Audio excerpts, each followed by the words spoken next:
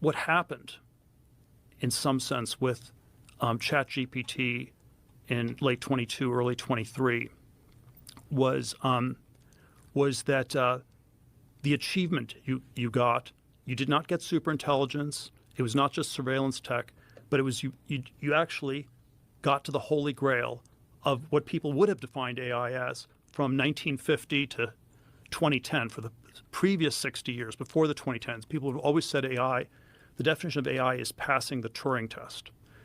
And the Turing test, it basically means that the computer can fool you into thinking that it's a human being.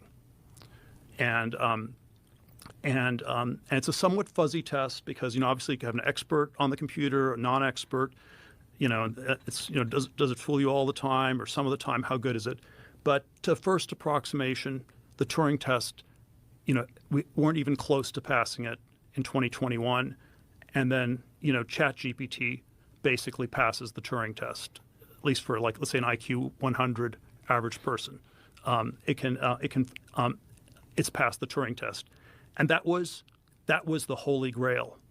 That was the holy grail of AI research for the previous 60 years. And so there's probably some psychological or sociological history where we can say that this weird debate between Bostrom about superintelligence and Kai-Fu Lee about surveillance tech was like this almost like psychological suppression people had, where they were not thinking, they lost track of the Turing test, of the holy grail, because it was about to happen.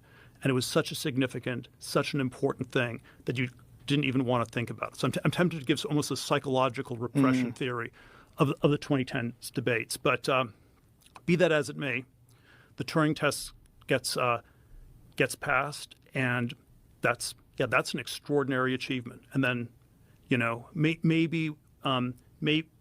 then where does it go from here? There probably are ways you can refine these. It's still going to be a long time to apply it. There's a question. There's this AGI discussion. Will we get artificial general intelligence, which is a hopelessly vague concept, which, general intelligence could be just a generally smart human being. So is that just a person with an IQ of 130? Or is it super intelligence? Is it godlike intelligence? So it's sort of an ambiguous thing.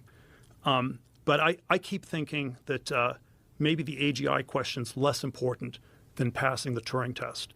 If we got AGI, if we got, let's say, super intelligence, that would be interesting to Mr. God, because you'd have competition for being God.